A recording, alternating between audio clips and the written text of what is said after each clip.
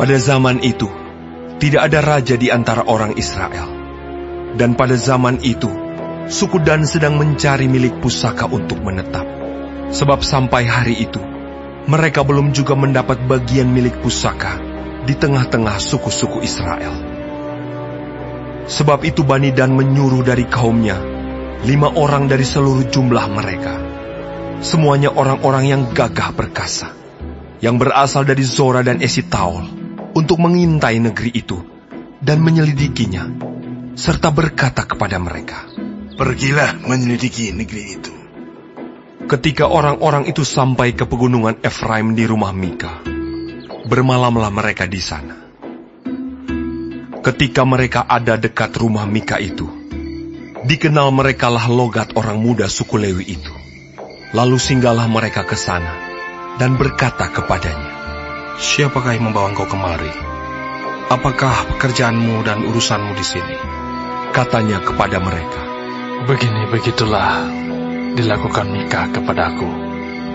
Ia menggaji aku dan aku menjadi imamnya." Kata mereka kepadanya, "Tanyakanlah kiranya kepada Allah, supaya kami ketahui apakah perjalanan yang kami tempuh ini akan berhasil."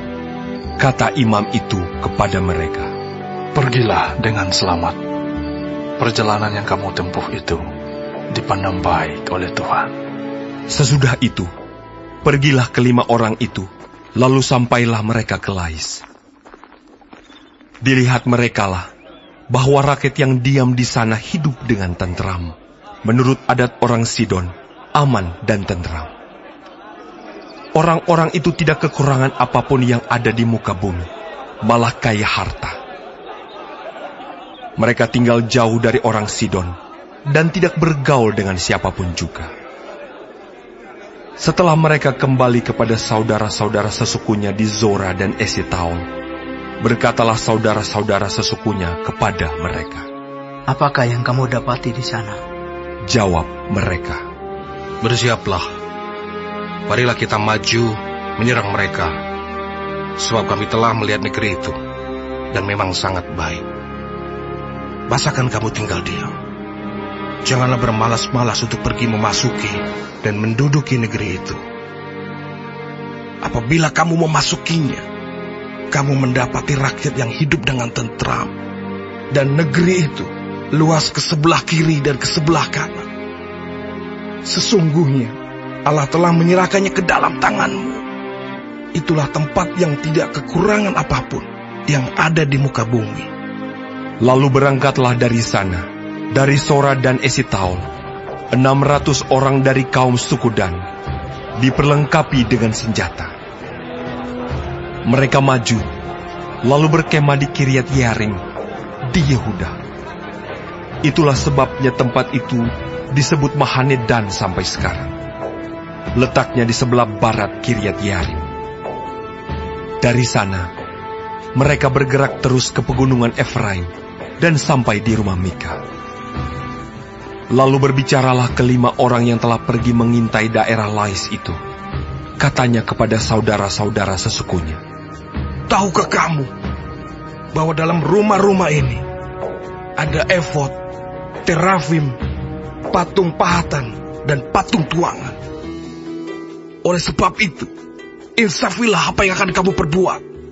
Kemudian mereka menuju ke tempat itu, lalu sampai di rumah orang muda suku Lewi itu, di rumah Mika, dan menanyakan apakah ia selamat.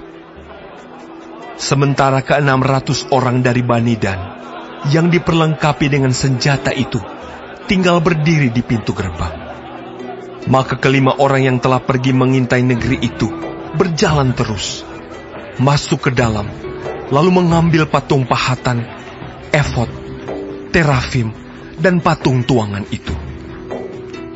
Adapun imam itu berdiri di pintu gerbang, bersama-sama dengan ke-600 orang yang diperlengkapi dengan senjata itu. Tetapi, setelah yang lain-lain itu masuk ke dalam rumah Mika, dan mengambil patung pahatan, efod, terafim, dan patung tuangan itu, berkatalah imam itu kepada mereka, "Berbuat apakah kamu ini?" Tetapi jawab mereka kepadanya, "Diamlah, tutup mulut. ikutlah kami dan jadilah bapa dan imam kami.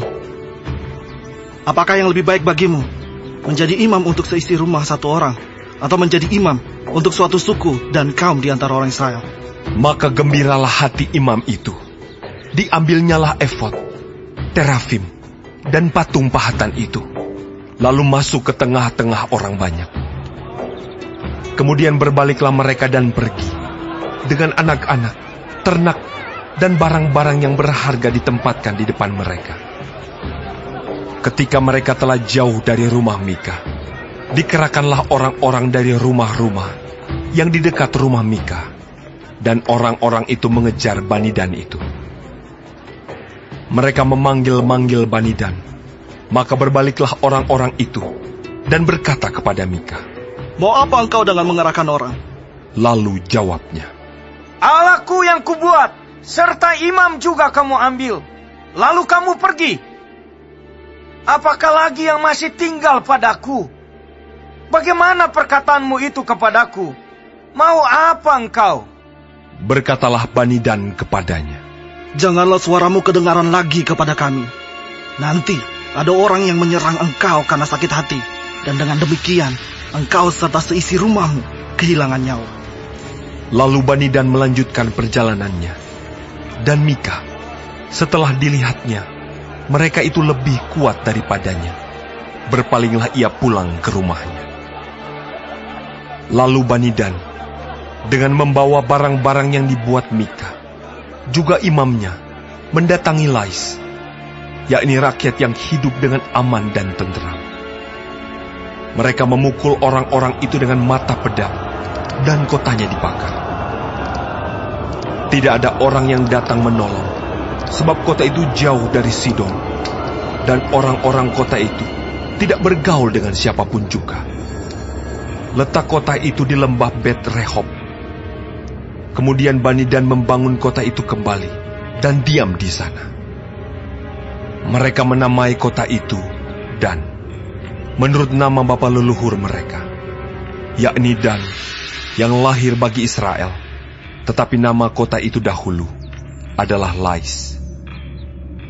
Bani Dan menegakkan bagi mereka sendiri patung pahatan itu.